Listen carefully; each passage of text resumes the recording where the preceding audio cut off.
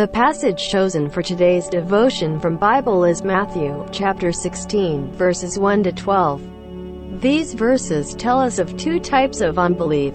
The religious leaders were not those who truly feared God, and requested signs as assurance for their belief.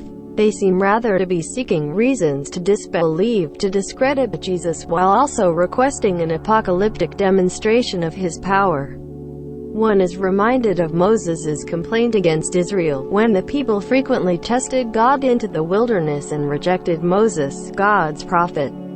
Yet it is unlikely that the leaders' fixed minds and stopped ears would be convinced by demonstrations of power by Jesus. Even his resurrection would not convince them. Jesus' opponents were active in their unbelief, but, in contrast, the disciples seem passive in theirs.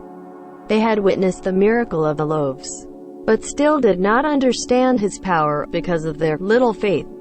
It is hard to see how they could think that the yeast of the Pharisees and Sadducees referred to their forgetfulness about bread. Perhaps they were too self-absorbed.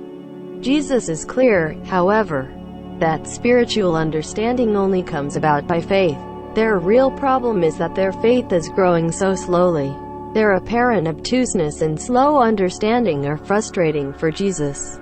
Yet his rebuke is like that of a loving, concerned parent. As at other times, Jesus is concerned that his disciples should realize that they must be aware of the dangers of hypocrisy and cynicism, as has been shown in the religious leaders. Their passive unbelief perhaps indicates that the Pharisaic leaven is closer to them than they would have guessed, and their Lord wants that to change. What are the antidotes to unbelief and little faith? Pray that God will grant you discernment and trust. Pray for a growing and discerning faith, aware how your faith needs to develop.